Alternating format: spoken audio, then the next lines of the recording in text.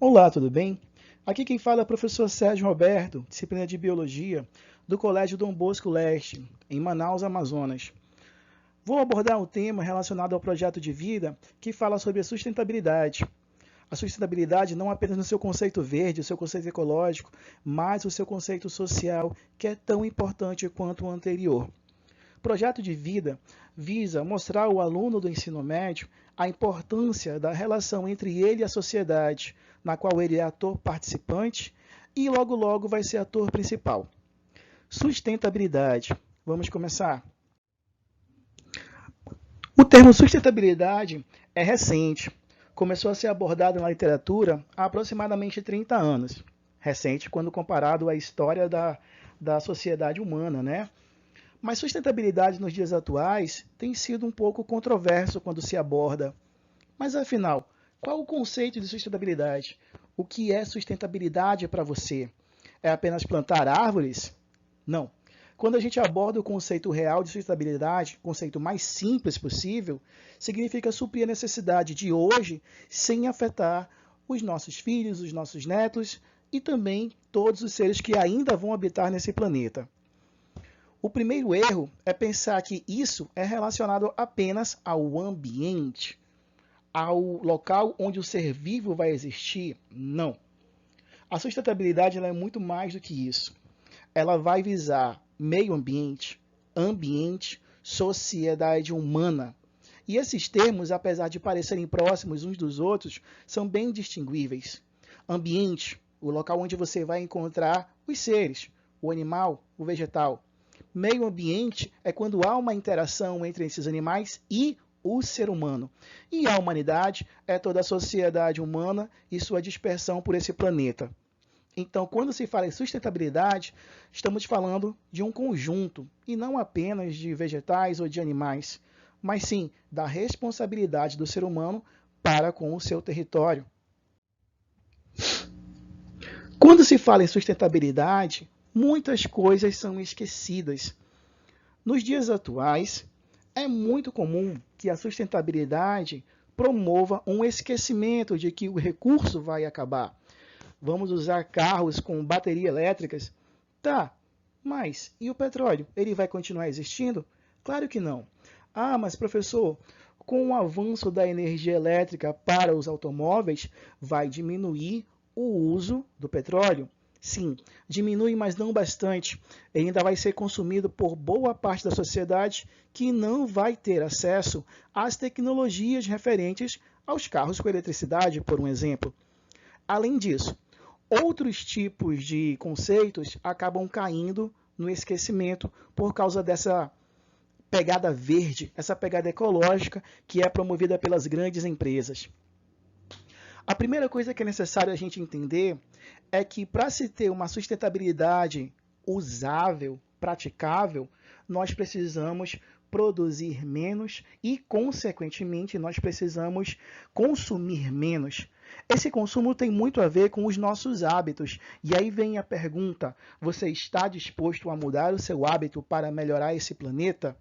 Você consumiria menos para mudar esse planeta? Você consumiria menos refrigerante, menos sanduíche, compraria menos roupas, menos tênis, apenas um por ano. E o aparelho celular, hein? Você estaria satisfeito com o seu ou iria querer trocar por um moderno, com peças mais brilhosas, com outra capacidade tecnológica? Além disso, se você estivesse disposto a mudar os seus hábitos de vida, você também estaria disposto a tentar mudar o hábito de quem está próximo a você para melhorar esse planeta?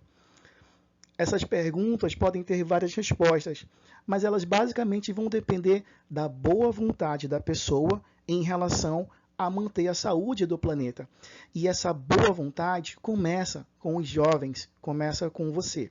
Isso porque a pessoa que é mais velha, ela vai ser um pouco mais teimosa para tentar mudar os hábitos dela. Então é mais fácil mudarmos os nossos hábitos enquanto somos novos e principalmente com as crianças. Por isso, a sustentabilidade, ela visa atingir logo no início da vida crianças. Aqueles com 8, 9 anos, quando começam a trabalhar com a terra, começam a fazer plantações naquela aula de ciências, então, é ali que começa a semente a germinar. E se a gente cuida bem dessa semente, teremos pessoas adultas e com consciência de que a preservação do planeta tem que ser constante e não vez ou outra apenas para postar no Stories do Instagram. Sustentabilidade é um conceito que leva a uma totalidade de várias ações do ser humano e também leva a vários valores morais, ética, tanto aqueles valores que são relacionados com impacto ambiental, quanto aqueles valores que vão estar relacionados com problemas médicos, problemas econômicos, política pública. E aí vem a importância dos nossos representantes. Não podemos deixar de nos importar com o planeta pelo fato de termos representantes que não se importam. Não. Isso vai fazer com que nós apenas tenhamos mais gás para buscar pessoas que possam nos representar e possam cuidar direito do ambiente. E aí vem o nosso erro, deixar-se levar por uma ou outra promessa de campanha e não prestar atenção em como realmente era o comportamento daquele candidato. Vale muito a pena prestar atenção nisso. E o jovem é muito ligado nisso. Assim, surgem empresas que acabam pregando que o verde é a moda, mas essas empresas nem sempre são coesas com as suas atitudes. Um exemplo muito simples que a gente vê em várias empresas é que elas pregam o uso do copo descartável, mesmo sendo elas, teoricamente, uma empresa verde, uma empresa green, clean. E por que não usar, então, aquele copo de papel? Ou ainda, por que não dar para cada um dos seus empregados uma caneca? E assim cada um vai ter o seu próprio copo e não vai mais ter a necessidade de usar o copo descartável. Pequenas atitudes. Para se alcançar a sustentabilidade, no ano de 1992, a ONU resolveu promover um tratado no qual os países participantes iriam assinar e iriam tentar aderir às práticas desse tratado. Esse tratado ele é importante e ele mostra que muitas pessoas, muitos líderes, estão interessados em mudar o planeta. Mas ele acaba impondo normas e condições que não são fáceis de serem alcançadas por todos os países. Nesse momento, fazem parte do Tratado da ONU 192 países, 192 nações. E esse tratado ele foi renovado a cada 10 anos. A ECO 92, por um exemplo, foi uma das partes desse tratado. O que esse tratado visava para alcançar a sustentabilidade? Primeiro, é necessário acabar com a fome e a miséria mundial. Países que são grandes produtores de grãos poderiam doar sua produção ou parte dela para os países que não têm acesso a esses recursos. Mas essa doação teria que ter uma justificativa, teria que ter um preço. Eu vou doar, mas o que eu ganho em troca? Eu ganho créditos de carbono? Vou poder poluir mais pelo fato de estar ajudando um país que não tem condição? E aí começou a mercantilização da sustentabilidade. E infelizmente essa mercantilização tem levado o conceito sustentável para algo muito capitalista. É função dos 192 países promover educação básica, de qualidade, acessível a todas as pessoas, não apenas às crianças, mas também aos adultos que não tiveram acesso à educação e aos idosos. A educação ela é a base para tudo. Quando ela é de qualidade, é possível alcançarmos o mais alto degrau. Mas ela tem que ser igualitária. Não adianta fornecer um ensino de qualidade para uns e não ter ensino de qualidade para outros. Então, a equidade na educação é essencial. E isso daí, muitos países ainda deixam a desejar, hein? Preste atenção no país que você mora. Sabemos muito bem como é que ocorre. Todos os países devem promover a igualdade de gêneros. Homens e mulheres devem ser tratados de forma igual. Mas, além disso, a mulher ela tem que ter um valor a mais. Sim, valor a mais. Principalmente no Brasil, onde mulher é a referência da casa. para a grande maioria da população brasileira de média e baixa renda, é justamente a mulher que mantém a ordem financeira da casa. Logo, ela precisa ter valor a mais, não apenas como dona de casa, mas como a matriarca, a alfa. Nisso, alguns projetos estão abordando a mulher como o eixo. Por um exemplo, no programa do governo Minha Casa Minha Vida, a prioridade para conseguir as habitações é para a mulher. Mesmo ela sendo casada com um cidadão, a casa vai para o nome dela. Por quê? Já que ela que cuida da casa, nada mais justo do que ela ser a dona da casa. Dona mesmo, papel passado e tudo. É função de todos os países que fazem parte do tratado reduzir a mortalidade infantil. É a mortalidade infantil um dos alvos que o nosso país, Brasil, conseguiu alcançar. Mas para isso levou 3 ou 4 décadas. A mortalidade infantil merece um destaque muito importante para nós brasileiros. Por quê?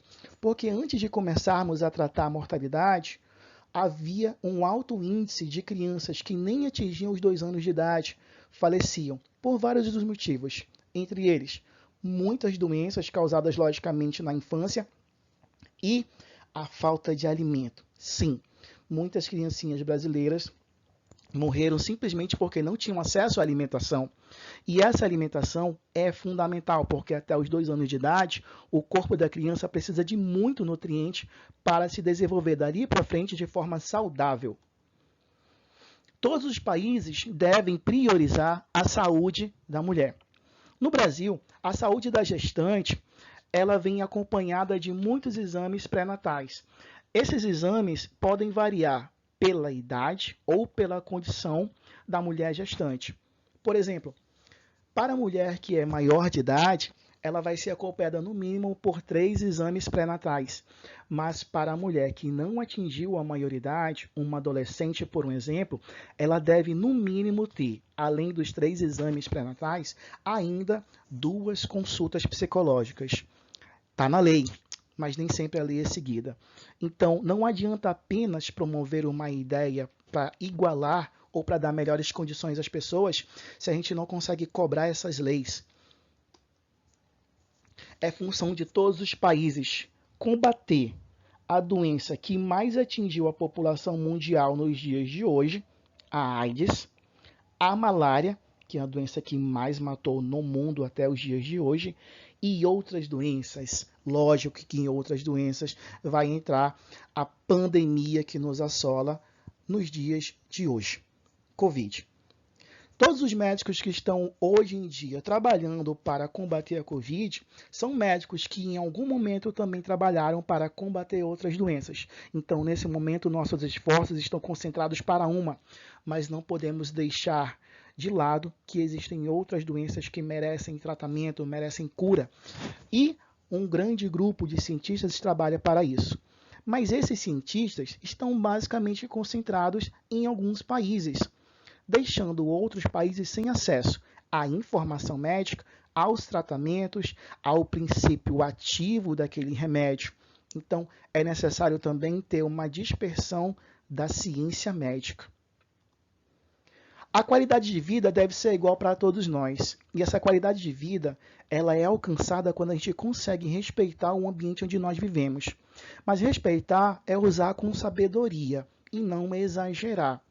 Se perto da sua casa tem uma pessoa que deixa a torneira ligada, vazando água o tempo todo, com certeza essa pessoa não está usando o recurso com sabedoria. Então, além de termos o recurso, é necessário que saibamos como utilizar. E para saber como utilizar, a educação é que vai dar um direcionamento desse passo. Boa parte dos países que assinaram o acordo não tem parcerias técnico-científicas. Isso por várias questões, questões políticas, questões financeiras, questões religiosas.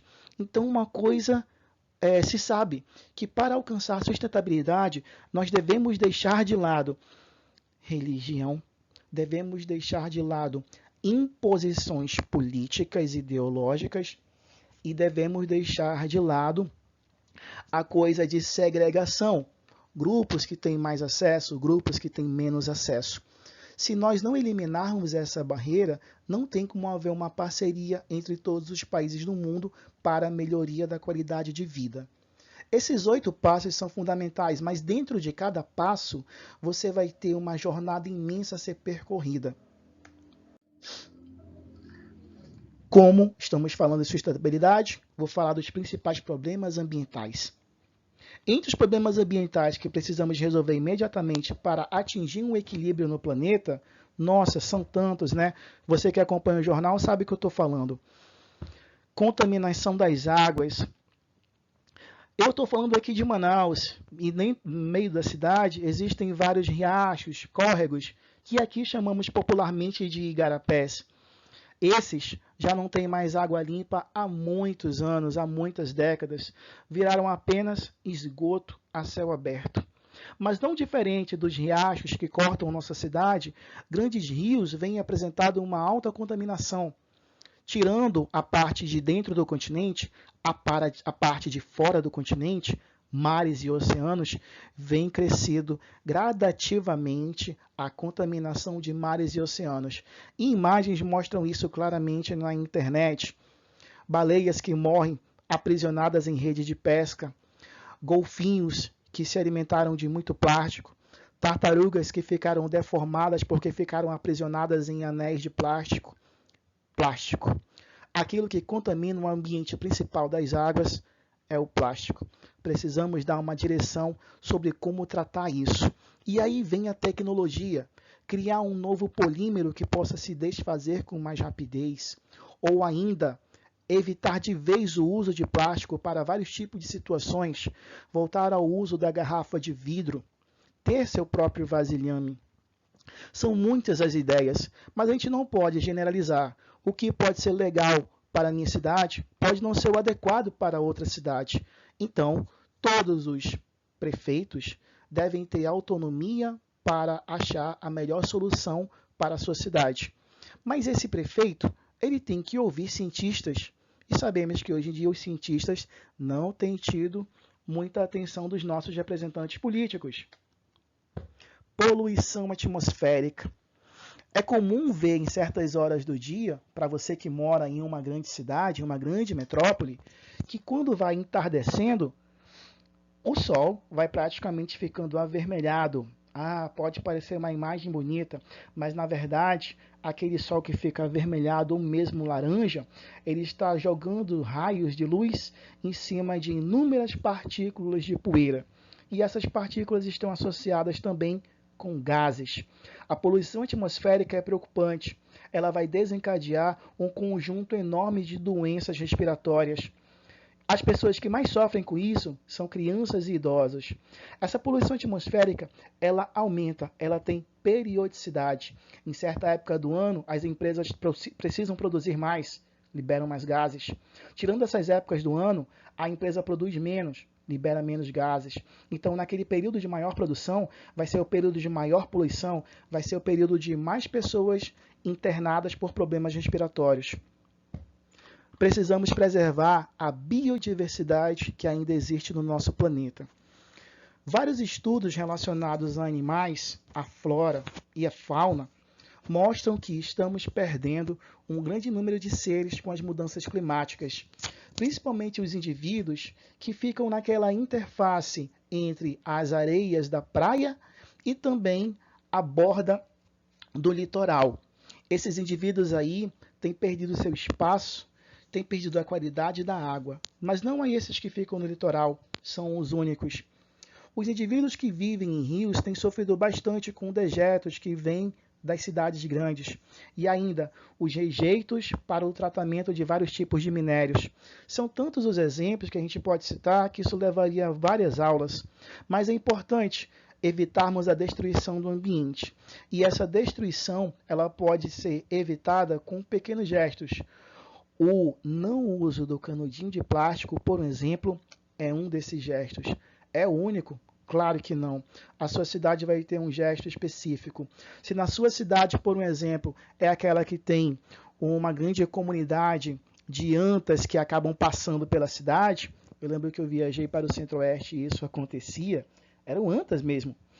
E o pessoal simplesmente parava para deixar os bichos passarem pela estrada. Um gesto tão bom e que fez com que a comunidade, as populações de antas que viviam próximo daquela cidade se multiplicassem. E hoje em dia passam pela cidade ali de boa. É fundamental para nós preservar o solo que ainda temos. O mau uso do solo, por causa dos grandes cultivos, faz com que ele perca muitos nutrientes. Essa falta de nutriente, associada com as mudanças climáticas, promove a desertificação dos solos que poderiam ser produtivos para nós. E como que a gente pode fazer isso? Evitando o uso ou a produção excessiva, principalmente da soja e de grãos que vão ressecar o solo, fazer a alternância de produção ou ainda promover a verticalização da produção agrícola. É custoso para o produtor, mas é uma das formas dele ter um solo produtivo por muitos anos. Outras técnicas também aparecem. Para o Nordeste, por um exemplo, várias técnicas para o bom uso do solo são promovidas pelas faculdades, mas essas técnicas acabam ficando retidas em pequenas comunidades, não atingem os grandes produtores. Então nós temos que promover essa tecnologia, principalmente para o grande produtor. É fundamental para nós minimizar a intensidade dos fenômenos meteorológicos. El Niño e Laninha vão nos perseguir por muito tempo. Ou nós tentamos diminuir a força deles, ou eles vão acabar promovendo grandes desastres nas cidades. As queimadas na Amazônia promovem a elevação de temperatura. Um estudo recente feito pelo Instituto Nacional de Pesquisas Espaciais deu conta de que a Amazônia está emitindo mais CO2, está queimando, do que está absorvendo CO2 lá na fotossíntese. Em outras palavras, ela está jogando mais calor para fora do que absorvendo toda a poluição que está no ar. Isso tem acontecido porque a floresta está queimando. E a floresta queima por vários motivos. Motivos financeiros, vão ter pessoas que vão extrair aquela madeira e vão comercializar essa madeira. Motivos políticos, existem pessoas que dependem dessas madeireiras, existem grandes empresas que vão financiar essas madeireiras. Motivos étnicos, índios podem preservar a Amazônia, mas índios precisam de ajuda para isso.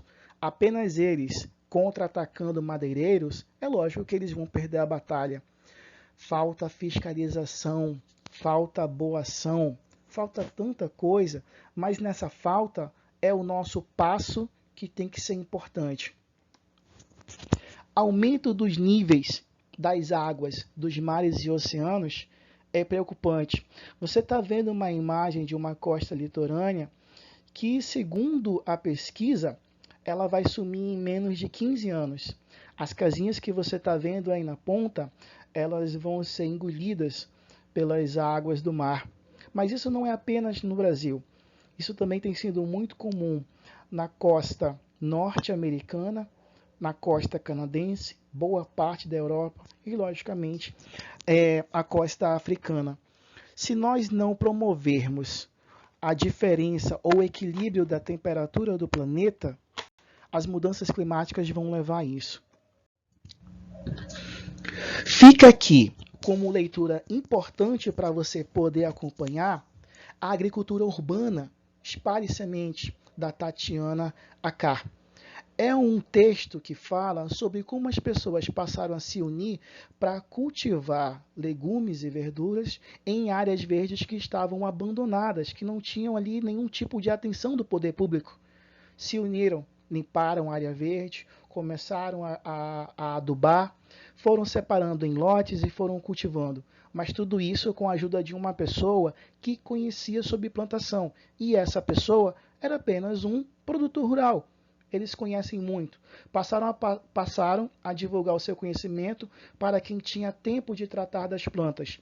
Além de promover o bom uso do espaço, promoveu a união entre as pessoas, a conscientização de que todos podem fazer e um conhecimento que vai sendo passado em várias gerações. A imagem de baixo está mostrando que caso você não tenha uma área verde, mas você mora em um condomínio, pode sim ter o cultivo de vegetais em garrafa PET, promovendo aí um uso reciclável para a garrafa. Esses vegetais precisam de pouco recurso para poder germinar. Basicamente, cuidado com a atenção com sol e água. E as crianças adoram irrigar isso daí, você não faz ideia. Uma outra coisa muito importante para você ter como leitura. O Brasil foi um dos poucos países que assinou o tratado que atingiu a meta de reduzir a mortalidade infantil. E conseguiu fazer isso com um programa muito importante de vacinação que é referência para o mundo. Nossas crianças são vacinadas a partir dos 2 meses de idade até os 2 anos, e aí vão aparecendo as vacinas periódicas. Além disso, a alimentação escolar passou a ser referência. A criança que vai à escola deve ser bem alimentada, e essa alimentação que ela recebe, para muitas crianças, é a única do dia. Então, é imprescindível que tenha alimentação nas creches, nas escolas, que essas crianças tenham uma alimentação correta.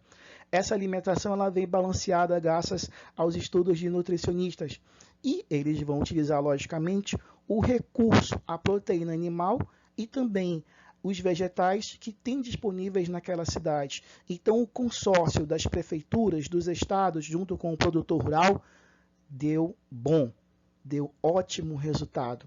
Faça um estudo sobre isso daí, tá bom? Abraços, vou ficando por aqui.